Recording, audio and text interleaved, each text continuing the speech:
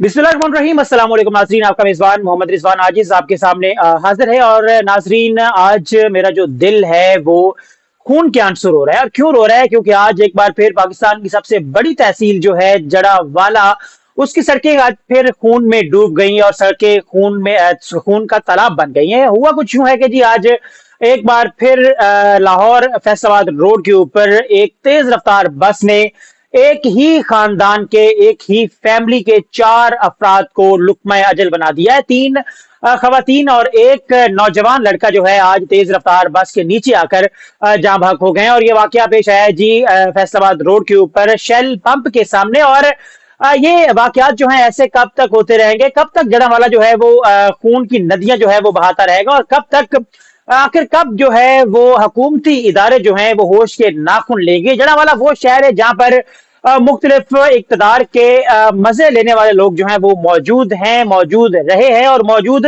रहेंगे भी। लेकिन जो बदलेगी नहीं तो जड़ावाला की किस्मत नहीं बदलेगी, ना बदली है, ना बदलती हुई नजर आ रही है और ना ही मुस्तकबिल में ऐसा कुछ नजर आ रहा है। आप देखेंगे एक जानिब तलाल चौधरी हैं, हुकूमत के अंदर मौजूद हैं। हैदर अली खान थे, उन्होंने हुकूमत के मजे लिए। नवाब शेर वसीर थे, हुकूमत के मजे लिए। खान बहादुर डोगर है जी, हुकूमत के अंदर मौजूद है। चौधरी बरादरान है जिन्होंने हुकूमत के मजे लिए।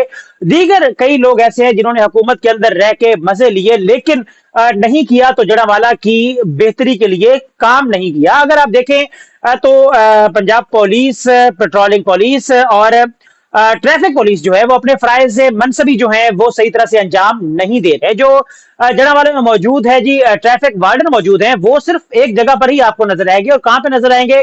सिर्फ उनके ऑफिस के सामने, जहां पर खड़े होकर वो अपने चालान करते हैं और टारगेट पूरा करके शाम को घरों को चले जाते हैं। उसके बाद अगर हम देखें पेट्रोलिंग पुलिस की कारकर्दगी को, तो पेट्रोलिंग पुलिस आपको शाजो नाजर ही रोड के ऊपर गश्त करती हुई नजर आएगी। शाजो नाजर ही आपको वो ट्रैफिक की रवानी को ठीक करती हुई नजर आएगी। और कभी कभार ही ऐसा होगा कि वो आपको उस जगह पे नजर आए जहां पे ट्रैफिक जाम हो, वरना आपको वहां पे नजर आएंगे जहां पर लोग गुजर रहे हों और वो चलान कर सकें। और ये वाकयात जो हैं जड़ावाला में आम हो चुके हैं। और इसी वजह से आज से इसी 2025 में एक वाकया हुआ था जिसमें एक ही खानदान के, एक ही फैमिली के कई लोग जो हैं, निस्फ दर्जन से ज्यादा लोग जो हैं जिनमें मासूम बच्चे भी थे, वो भी जाँ बहक हो गए थे। और वो भी इसी तरह से एक ट्रैफिक हादसा हुआ था लुडियावाला पुलिस स्टेशन के बिल्कुल पास। और बिल्कुल वैसे ही आज ये हादसा हुआ है जी पुलिस स्टेशन सदर से आधा किलोमीटर दूरी के फासले पर। और वहां पर चीमा एंड सन्स की तेज रफ्तार बस है जो पीछे से आती है और आगे जाते हुए मोटरसाइकिल सवार को टक्कर मारती है। और उस टक्कर में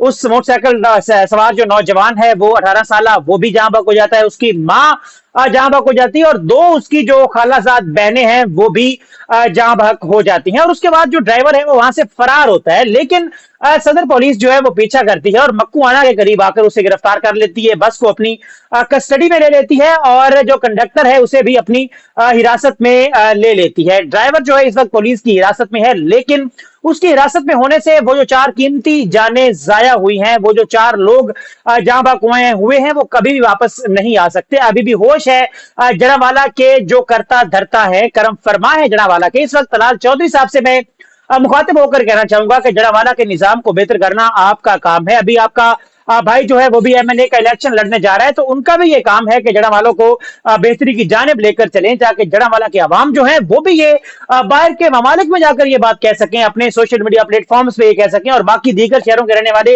लोगों को ये बात कह सकें कि हमारा शहर जो है वो पुरअमन तो है ही, लेकिन इसके साथ साथ हमारे शहर का इंफ्रास्ट्रक्चर, रोड इंफ्रास्ट्रक्चर की बात करें, दीगर इंफ्रास्ट्रक्चर की बात करें और सहूलियात की बात करें, या इदारों के अपने फराइज की अंजाम दही जो है उसके हवाले से बात करें, तो जड़ावाला जो है वो दूसरे किसी भी शहर या जिले से कम नहीं है। जड़ावाला की आवाम तो ये चाह रही है कि जड़ावाला को जल्द से जल्द जिला बनाया जाए, लेकिन इस तरह के वाकयात जो हैं वो जड़ावाला को और पीछे लेकर जा रहे हैं। और ऐसा लगता है कि जड़ावाले के लोग जो हैं वो आज भी पत्थर के जमाने में अपनी जिंदगी जी रहे हैं। और ये जड़ावाला की आवाम जो है उनकी अपनी ही गलतियों का जो है उनको खामियाजा भुगतना पड़ रहा है। या एक बार भी जो भी जिसे भी सिलेक्ट करके ऐवान तक पहुंचाया जड़ावाला की आवाम ने, उसने जड़ावाला के लिए कोई काम नहीं करवाया।